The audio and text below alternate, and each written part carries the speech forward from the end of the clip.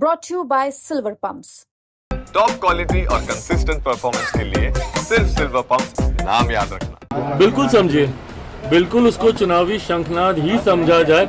यहाँ से लोक जनशक्ति पार्टी रामविलास की विधिवत शुरुआत हो गई है। नहीं है, हम लोगों ने अलग अलग बिहार के क्षेत्रों में कुछ जिलों का समूह बनाकर हम लोग इस तरीके की बड़ी सभाएं आने वाले दिनों में 8-10 ऐसी बड़ी सभाएं अलग अलग आयोजित होगी। आज शाहबाद के राहुल गांधी ने कहा है कि जिस तरह महाराष्ट्र में मैच फिक्सिंग हुई थी चुनाव में, बिहार में भी मैच फिक्सिंग हो सकती है। क्या कहेंगे उनके बयान पर? पहली बात तो राहुल जी का ये बयान अपने में दर्शाता है कि उन्होंने बिहार विधानसभा चुनाव में अपनी हार स्वीकार कर ली है। जिस तरीके से महाराष्ट्र में ये लोग बुरी तरीके से चुनाव हारे हैं, दिक्कत कांग्रेस और उनके नेताओं में यही है कि जब जरूरत आत्ममंथन करने की है तो उस वक्त ये लोग बहाने ढूंढते हैं चुनाव हारने के। लंबे समय तक बहाना चला था ईवीएम। अब वो बहाना कहीं ना कहीं ठंडा हो गया, तो अब ये फिक्सिंग वाला एक नया बहाना इन्होंने निकाल लिया। और जो लोग चुनाव आयोग पे उंगली उठाते हैं, सवाल करते हैं और जिनका समर्थन यहाँ के क्षेत्रीय दल करते हैं, क्या वो व्यवस्था सही थी जब एक कलम से चुनाव आयोग की नियुक्ति हो जाती थी? कांग्रेस के जमाने में कैसे चुने जाते थे? एक हस्ताक्षर से चुने जाते थे ना। आज तो फिर भी ये व्यवस्था बना दी है कि जब तक विपक्ष के दल की सहमति, रजामंदी नहीं होगी, एक कमेटी का गठन कर दिया गया जिसमें एलओपी की भी भूमिका है, उसके बाद इनकी नियुक्ति होती है। तो एक ऐसी व्यवस्था पे इनका प्रश्न चिन्ह है जहां पे एक समिति के द्वारा इलेक्शन कमीशन को चुना जा रहा है। पर जब कांग्रेस के जमाने में एक हस्ताक्षर से चुन लिया जाता था, वो व्यवस्था सही थी। हकीकत है कि अगर इनको किसी एक व्यवस्था में नुक्स निकालने हैं, किसी एक संस्था में नुक्स निकालने हैं, तो वो कॉन्स्टिट्यूशन बॉडीज नहीं है, वो इनकी अपनी पार्टी है, कांग्रेस की पार्टी।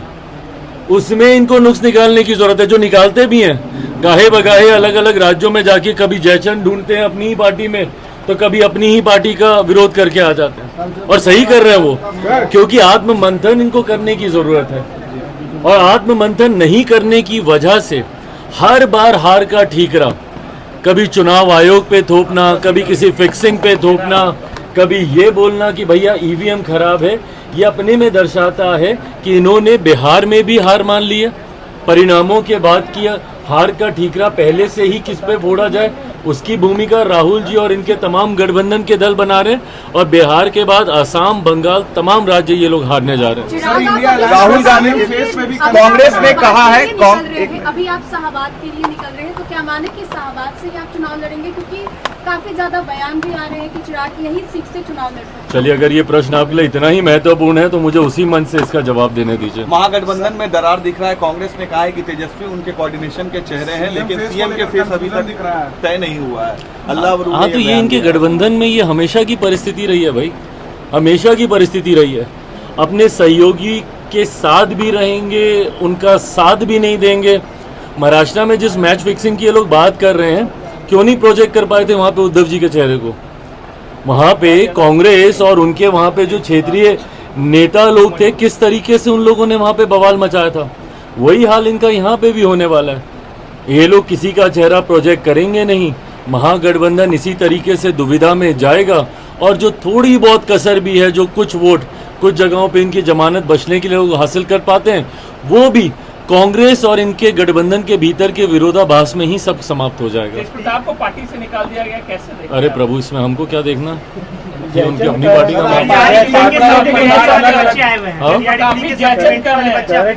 इनके विषय को लेकर चर्चा हुई है, पर अंतोगत्वा तमाम परिस्थितियों को जांच करके उसके मद्देनजर ही फैसला लिया जाएगा। हमारी तरफ से उनकी मांगों, उनकी बातों सरकार तक रखा गया है, जिसपे अभी चर्चा चल रही है। चिराग जी, तेज प्रताप अलग से पार्टी उसको बिहार विधानसभा का चुनावी शंखनाद समझा जाए? आज वाले कार्यक्रम को बिल्कुल समझिए, बिल्कुल उसको चुनावी शंखनाद ही समझा जाए। यहाँ से लोक जनशक्ति पार्टी रामविलास की विधिवत शुरुआत हो गई है। और ये कार्यक्रम, इस तरीके के बड़े कार्यक्रम ये छोटे किसी एक जिला या एक विधानसभा का ये कार्यक्रम नहीं है। हम लोगों ने अलग अलग बिहार के क्षेत्रों में कुछ जिलों का समूह बनाकर हम लोग इस तरीके की बड़ी सभाएं आने वाले दिनों में 8-10 ऐसी बड़ी सभाएं अलग अलग आयोजित होगी। आज शाहबाद का क्षेत्र हम लोगों ने चुना है, जिसमें वहाँ के 3-4 जिले मिलाकर आरा, बक्सर, आपका कैमूर, रोहतास, इन तमाम जिलों को मिलाकर, जिसका कुछ हिस्सा औरंगाबाद का भी उसमें हम लोगों ने जोड़ा है। बाकी जब गया वाला करेंगे तो बाकी 3 विधानसभा औरंगाबाद की हम लोग उस गया वाले क्षेत्र के कार्यक्रम में हम लोग जोड़ेंगे।